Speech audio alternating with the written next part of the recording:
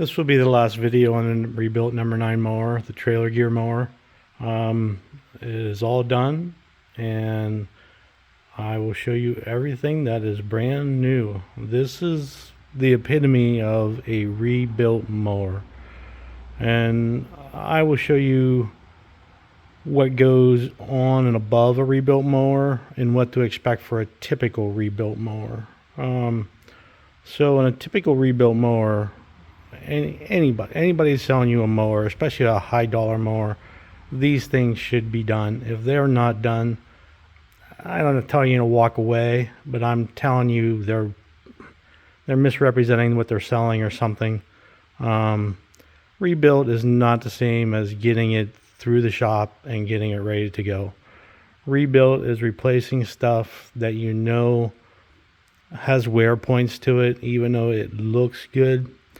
Now, that being said, sometimes I'm in the mind that older stuff, if it's really good, is actually better than newer stuff for the most part. The metal is better, the wear of them lasts longer and so forth.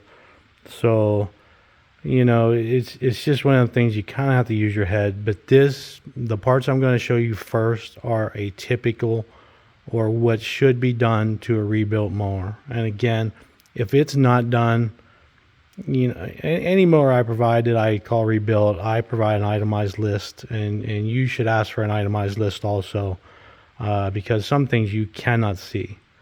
The first thing, we have a pole. This is one of the new laminated poles that I had made.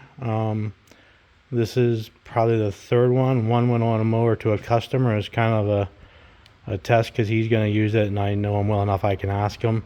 The second one's on a new idea that I have, and this is the third one. This is laminated poplar. There's like 10 laminations on this pole, and that way we can provide a nice straight pole with no curves, no twists, no bows, no anything. The next thing that I'm very adamant about as far as a rebuilt mower, you should have a brand new pitman from the flywheel all the way to the knife end. If you don't, you're gonna have to have someone explain why, because there's always wear. No matter which end you're talking about, there's wear at some point. The next thing, again, on a rebuilt 9, you should have a new bushing in here. You should have a new bearing back here. Now, and a new shaft. So a bearing, a shaft, a bushing, and a wheel seal. All of those are going to be on every rebuilt mower, and basically every mower that goes through the shop, not even rebuilt, will get those as far as the number 9 goes. The next thing that are new, this mower, well, let me put the bar down. First of all, it's a 6-foot bar. So let me put the bar down. And in the meantime, there's also new springs in the pawls and the wheels. So it has brand new springs, not brand new pawls. Pawls are one of those things you only replace them if they're really show some wear. And these don't. I mean, they have to be really worn not to reuse them, because a pawl will go on and on and on and on. Very seldom on a number 9 or number 7, or any mower that I know of really have problems with pawls being an issue. But the next thing a total rebuilt mower from anybody should get you are brand new clips, brand new wear plates under the clips, a brand new knife, new guards. Bolts are one of those things. I put new bolts on just because it makes putting everything back together so much easier. You should have a new ledger plate on the outer shoe. You should have a brand new ledger plate on the inner shoe. You should have a brand new wear plate. You should have a brand new front cap. You should have a brand new rear cap. You should have a brand new sole, inner and outer, and that base, and guards. I should say guards. Obviously, guards are important, but that will get you a brand new carter bar. And if you remember, this mower is kind of, and it was tried hard to find the story behind this mower because the frame did not show anywhere at all. But the bar was really, really, really worn. And what I think they did, I imagine they took a 7-foot bar off and found a used 6-foot and put the 6-foot bar on. That's what I'm going to guess has happened. So you have a brand new cutter bar, and also the shoe bolts. I don't have a problem using used shoe bolts. I put new ones here just because, again, it's easier to work with new stuff when it comes to that than it is used. All your pins should be new. You got brand new hinge pins. You got a nice tight set there. You got nice tight holes here and there. You got brand new pin here. You got a brand new pin there. You got brand new pin there. Just basically every pin should be replaced. There's no reason not to. You're looking, if you didn't count the hinge pins, you're looking under $5 for brand new pins. The other thing that's new and is a brand new draft bracket. I did use a used draft rod, and there's no reason not to. And as far as a rebuilt mower goes, I wouldn't have a problem with putting on an old draft bracket as long as your clevis is really good and your spring is really good. This has a brand new stay rod, but again, I wouldn't be upset if someone sold me a rebuilt mower with a used stay rod. It's going to be obvious whether it's usable or not. Now, to go above and beyond this mower, so that's what you would expect on a typical rebuilt mower. And obviously, the other thing is you have brand new oil seals in your axle here and there. You have a brand new oil seal down there in the shifter shaft.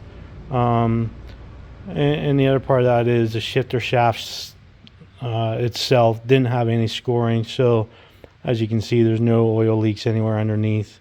And that's a big problem on number 9 mowers, is that shifter shaft being scored and the wear on there, and the oil seal not being able to hold oil. So what went above and beyond on this mower, past a normal rebuild, would be brand new wheels. Brand new wheels on both sides. There's a brand new axle. And the last couple, 3-4 years, I've come to the conclusion, just spend $100 and put the axle in. Your oil seals will last longer. It takes up, a lot of times there's play between the axles and the wheels. So what that does, that takes some of your play out of your wheels onto your axle. It just makes for a nicer job, and for $100, it's well worth it. So the axle is above and beyond a normal rebuild. Although for me lately, an axle comes with a rebuild. But the wheels definitely high expense, big money. I've bought mowers and sold mowers for less than what the wheels cost. But the wheels are very nicely done, very good work. And in fact, I talked to the guy who made them. I told him, you're doing something I couldn't do to weld all those cleats on, to weld all that stuff together. I just don't have the patience to weld. So the axle, the wheels, that goes above and beyond.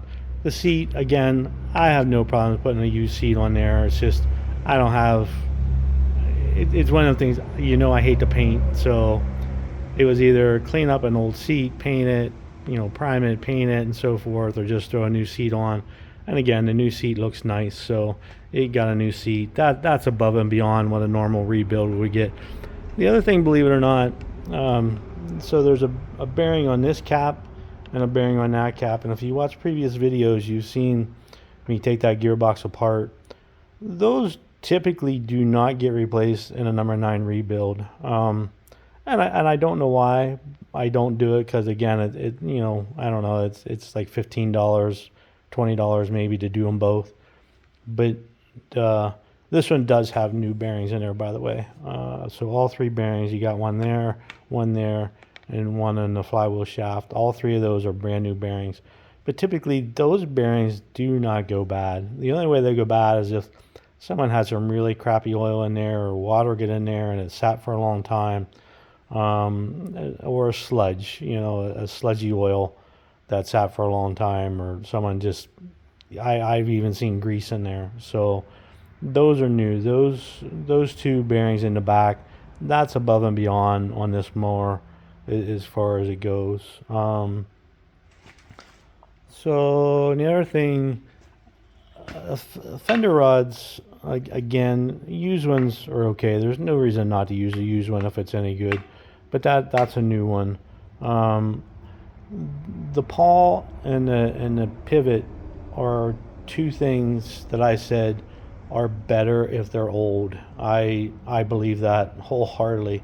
It's just the metal is so much better. I've seen new ones bend right away, and I've actually broken a pivot putting it on already. And it's just the metal is just so much better. Um, so the other thing that went above and beyond, again, on a number 9, very seldom does a number 9 leave my shop without a new timing rod. Um, I've seen so many timing rods. Number 1, they're froze up a lot, so getting them loose is a chore and a half. Number 2, you don't know they're bad until they fail, and when they fail, then you start bending coupling bars, you start breaking pitmans and so forth like that. I know some of them failed that people didn't even know they failed. They couldn't figure out why their cutter bar is going back. Everything looks okay because when they lift it up, this right here goes back into the threaded socket, and so it's just impossible to tell how good your threads are in your socket, and then on the combination of that, how bad they are, and then how bad your shaft threads are. The two combinations of where it just makes sense to put a new timing bar on the front on a number 9, and actually on a number 7. In fact, 7s and 9s, if a mower comes in my shop, I pretty much do that automatically. Both of them get new timing bars. Again, it's an expense, but it's an expense worthwhile, because if you don't do it, the damage that can be done is way worse than the expense you face right now. And that's about it. So we have a brand newly rebuilt number 9 trailer gear mower with a 6-foot bar.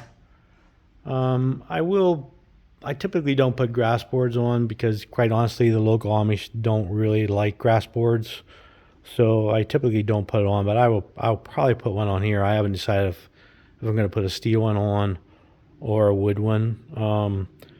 And I may wait till a customer buys it to decide. But that, again, is a 6-foot trailer gear with new wheels, new axle, all new cutter bar, new pitman, new timing bar, new pole, new draft bracket, new oil seals all the way around, new seat. That is a pretty typical rebuilt number 9 mower.